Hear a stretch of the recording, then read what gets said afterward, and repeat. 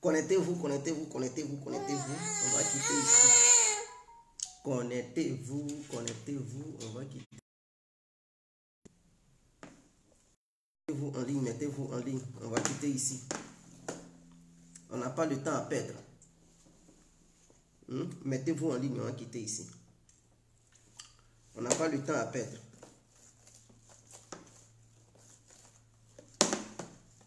Mettez-vous en ligne, on va quitter ici. On n'a pas le temps à perdre.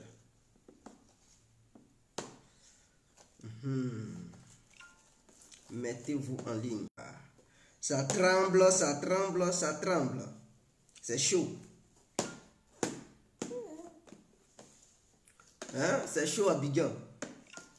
Ah, quand je vous disais, des gens me disaient, ah, Guégué, tu mens. Quand vous me voyez, je ressemble à quelqu'un qui ment. Restez là, ne pas comprendre les enjeux. C'est chaud, c'est chaud, c'est chaud, c'est chaud. Alors, on ne va pas trop durer. Donc, partagez le direct. Mettez les étoiles, partagez le direct, on va quitter ici. Partagez le direct, on va quitter ici. Voilà, mettez les étoiles. Partagez le direct, on va quitter ici. Hein? Partagez le direct, on va quitter ici. Je ne sais pas si ceux qui me suivent, ils tiennent compte des vidéos que je fais. Est-ce que vous qui me suivez là,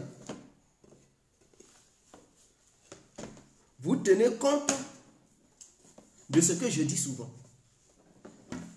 Bonjour, bonjour à tous et à toutes. Pour tous ceux qui ne me connaissent pas, je suis l'incontournable bien compris tout terrain. L'homme dont on parle, l'homme qui n'a pas fourreau aux yeux, l'homme qui ne mâche pas ses mots. Vous pouvez aussi m'appeler devant la vie, l'homme n'est rien gouverneur italien. Docteur Monton, appelez-moi boum boum, laisse-moi mourir 5 heures plein droit, el padrino camari des ou la moudia. Alors nous voilà nouveau devant cette caméra pour parler du cas de Guillaume Soro et d'Alassane Ouattara. Il faudrait que ça soit clair.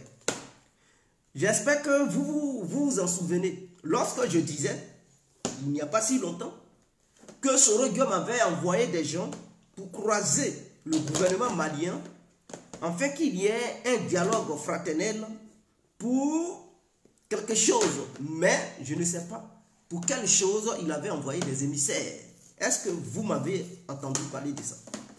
Et j'ai dit, Soro Guillaume s'apprêtait pour aller au Mali dans un avenir très proche. Et que c'est une dame qui est en Suisse, qui est très proche de Guillaume Soro, qui me l'a confié. Alors, je vais vous faire écouter Chris Yapi qui a fait une vidéo hier qui vient de confirmer ce que je vous avais dit. Parce qu'il y a des gens qui disent, ah, tu n'es pas crédible, tu es menteur. Quand je vous dis des vérités, vous pensez que je suis là. Quand je parle, vous qui pensez que c'est de la plaisanterie, c'est pris au sérieux au sommet de l'État ivoirien. Et quand je casse les papos Ouattara sur les manœuvres de Guillaume Soro et les manœuvres de Ouattara, eux ils prennent ça au sérieux. C'est vous qui êtes ignorants. Parmi vous, il y a beaucoup qui sont ignorants et parmi vous, beaucoup savent ce que je dis, que c'est une vérité absolue. Nous allons écouter Chris Yapi ensemble et vous allez voir ce que je disais hier. Je ne savais même pas que Chris Yapi allait faire une vidéo. Puisque sa vidéo, il a fait ça hier. Vous pouvez aller sur sa chaîne pour voir. Il a fait ça hier.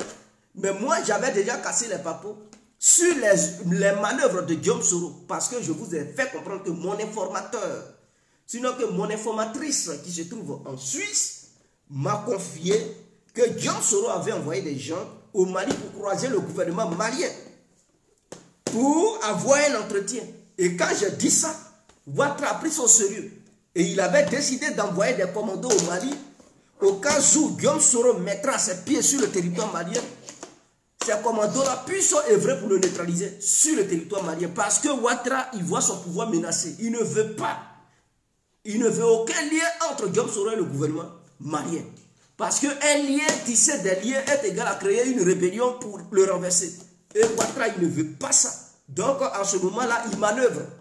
Il envoie des imams au Mali pour convaincre le peuple malien et les autres imams maliens, afin que Guillaume Soro ne puisse pas avoir de lien fort avec le peuple malien et le gouvernement malien. Donc, écoutons-le ensemble.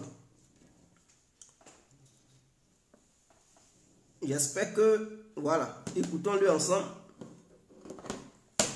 Je viens.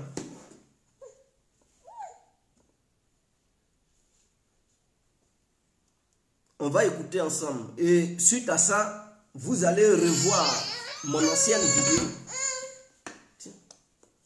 que j'avais faite. Et suite à ça, vous allez voir. Voilà.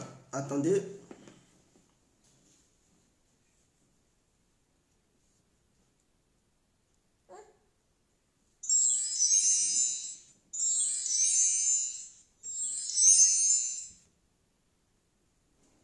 La quotidienne Twitter de Chris Yapi, vendredi 21 janvier 2022.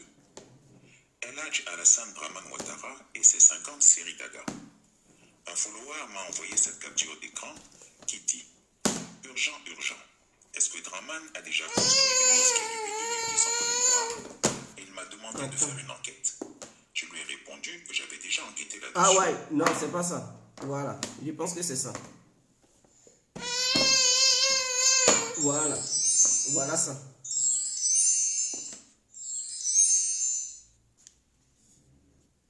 Cher peuple malien, il y a un an, Chris Yapi vous mettait en garde. Dites-nous, n'avait-il pas raison? Réécoutez ces vérités immuables. Guerre contre Guillaume Soro. Alassane Ouattara tente de se rapprocher de l'imam Dicko.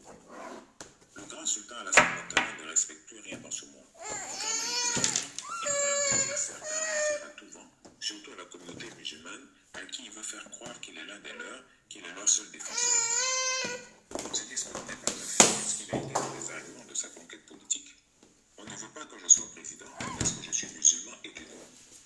Ce discours nocif a semé les germes de la division et de la fracture entre les Ivoiriens.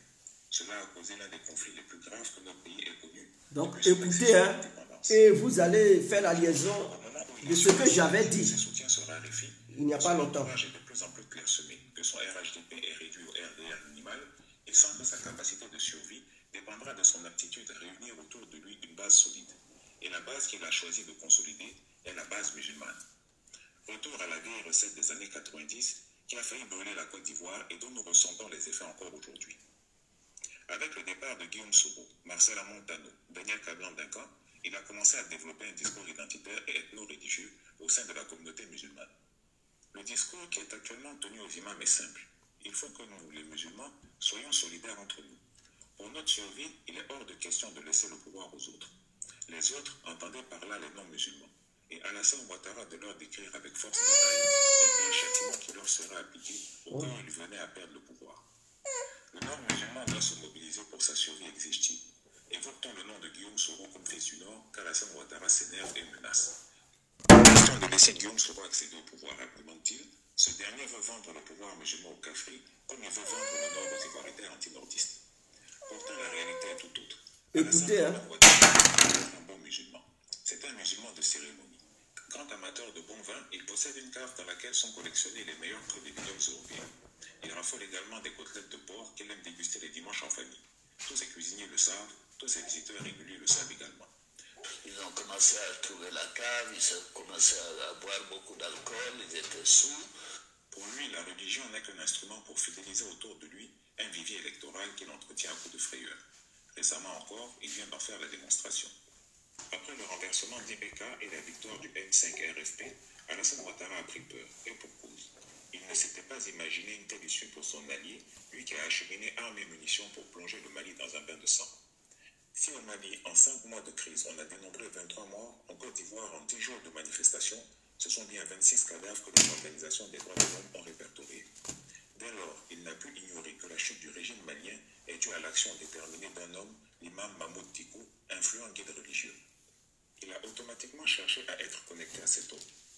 Se faisant passer pour un fervent musulman, Alassane Ouattara a envoyé des émissaires auprès de l'imam Dicko pour le solliciter pour des prières et des invocations, des zikrs et des doigts à son profit. C'était une opération de charme, vu le récent discours de fermeté de l'imam Dicko en direction des chefs d'État de la CEDEAO, qui manœuvre pour affaiblir le Mali via des sanctions économiques et financières.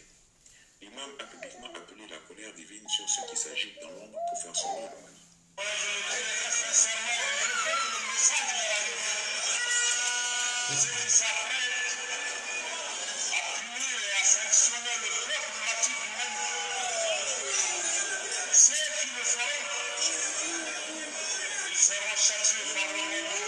On comprend donc qu'à Alassane Ouattara ait été complètement sonné quand il a appris que l'influent guide religieux avait reçu un émissaire de Guillaume Soro, en l'occurrence le député Cess Soko Mohamed Dibensou. Pour contrer son opposant politique et éviter qu'il soit connecté à l'imam Diko, Alassane Ouattara, pris de frénésie, a donné une salve de coups de fil. En colère, il a appelé le chef à l'imam Mamadou Traoré, le nouveau président du COSIN ivoirien. Il lui a demandé avec une insistance malsaine de jouer son rôle et d'entrer en action auprès de l'imam Mahmoud Diko. Il a quasiment enjoint de le contacter afin de le convaincre de ne pas... Voilà, donc vous comprenez? Parce que quand je disais, les gens disaient tu es un menteur, ceci, cela. Voici encore, parce que je ne suis pas en liaison avec Chris Yapi, hein. Moi je ne le connais pas. Et ce que je vous disais, que j'avais des informations disant que Soro Guillaume avait envoyé des émissaires au Mali pour croiser le gouvernement malien. N'oubliez pas, Imam Diko n'est pas différent de Assimi Goïta. Ils sont liés. Et Soro Guillaume savait par quelle porte il fallait passer pour atteindre réellement le gouvernement malien. Et donc pour lui, en passant par Imam Diko, qui a eu une forte influence au Mali, ça allait lui permettre de se rapprocher du gouvernement malien et faire ce qu'il a envie de faire sur le territoire malien. Donc je vous avais annoncé cela. C'est parce que moi quand je parle, je n'aime pas montrer des preuves. Je ne veux pas exposer ceux qui m'informent. Donc en ce titre, je ne veux pas montrer de message. Voici ce qu'on m'a dit. Non, non, non, je ne suis pas dans ça. Je parle, ceux qui veulent croire, ils croient. Ceux qui veulent douter, ils doutent. Ceux qui veulent m'insulter, ils m'insultent.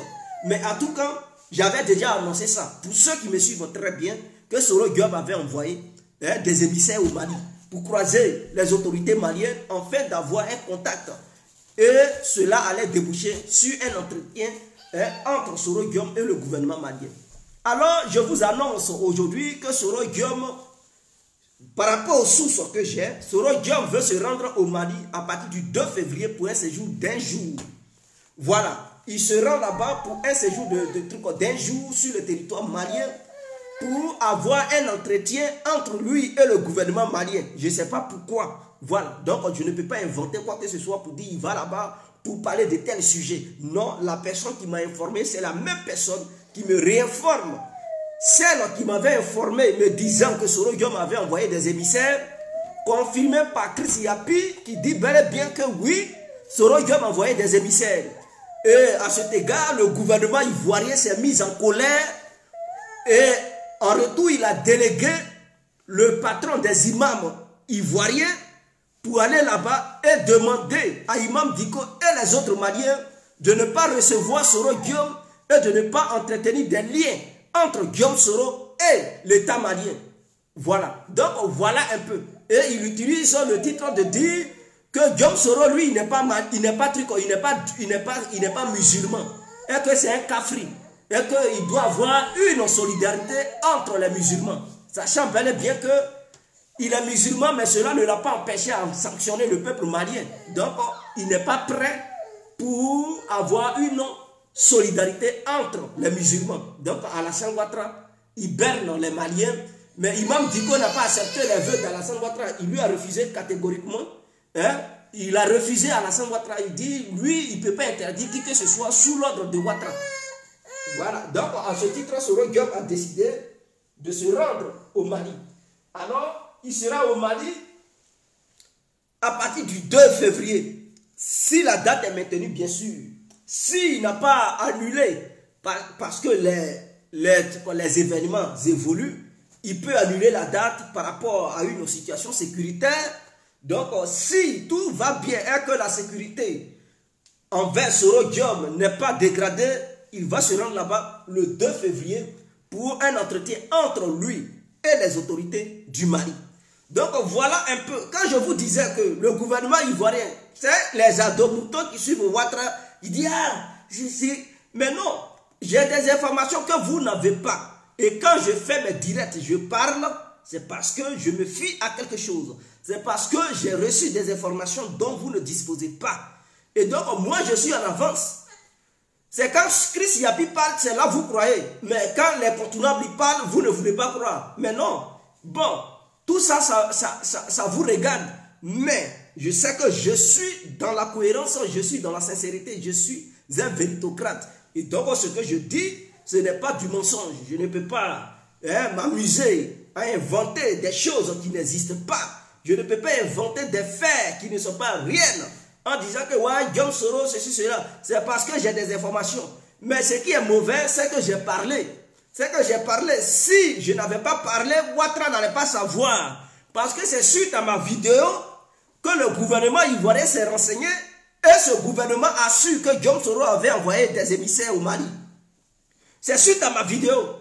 Sinon, le gouvernement ivoirien ne savait pas que Guillaume Soro avait envoyé des gens pour croiser le guide religieux le plus influent du Mali et aussi envers le gouvernement malien. Ouattara, il ne savait pas. Lui et ses amis de renseignement ne savaient pas. C'est parce que j'ai donné l'information en direct. Ils ont pris ça au sérieux. Et eux aussi, à leur tour, ils ont délégué des musulmans, les hauts gradés de la Côte d'Ivoire pour aller au Mali et négocier. Mais est-ce que ça a donné un résultat positif que Ouattara attendait? Non. Les Maliens ont refusé parce qu'ils savent que c'est Ouattara qui a la base des sanctions contre le pays. Donc ils ont refusé l'ultimatum de Ouattara disant que non, couper les liens avec Guillaume Soro, couper les liens avec les éléments de Guillaume Soro. Ils ont refusé. Ils ont dit à Ouattara, il n'a qu'à aller se faire foutre, qu'il n'est pas Dieu.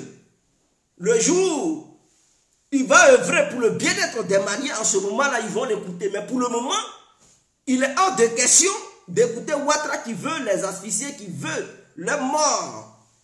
Voilà, donc voici un peu ce que je tenais à dire. Je ne suis pas là pour durer. Je suis venu faire un petit direct pour vous informer que Soro Guillaume sera au Mali le 2 février. Prenez ça à la légère et vous verrez. Donc, ce n'est pas pour vendre Soro. Non, moi je fais mes vidéos. Voilà, je donne les informations. SIB activiste, c'est celui qui s'en chercher les informations pour informer les gens. Je ne suis pas là dans une histoire de complotisme pour dire bon, non, je vais me taire. Non, moi je cache les papos. Ce qui est caché, je mets ça au grand jour. Comme ça, tout le monde est informé. Maintenant, comme j'ai donné la date du 2 février, si Soro Guillaume pense que voilà, ça ne peut pas l'arranger et que c'est un danger d'avoir révélé le jour auquel il devrait se rendre au Mali, mais à lui d'annuler. Il peut annuler son voyage. Voilà, il peut annuler son voyage et aller là-bas au moment opportun. Mais en tout cas, ce que je sais, c'est que le 2 février, il veut aller au Mali. Donc, le fait d'avoir révélé ça, peut-être Ouattara va prendre les dispositions, Ouattara va positionner ses gars, ou bien être en contact avec certains militaires vendus maliens pour exécuter ce qu'il leur a demandé à travers des liasses de billets de 10 000 francs. Bon, tout n'engage que le gouvernement ivoirien. Donc, à eux de voir. Si Soro Guillaume dit, ah, Guégué a révélé le truc, ah, c'est un danger, je ne vais plus. Il peut annuler. S'il dit, bon, il a révélé, mais je m'en fous, je m'en vais. Il s'en va. Le gouvernement, il va, ah, Guégué encore, il vient de nous informer. Écoutez, préparez le terrain parce qu'il sera là. Faites tout, vous allez finir avec lui. Ou bien, bon, on s'en fout, il a parlé, mais on ne va pas tenir compte de ça. Ça n'engage que... Donc, voici un peu. Donc, quand l'incontournable, il parle, je ne suis pas là dans des fafaronnades. Donc, écoutez encore Chris Yapi.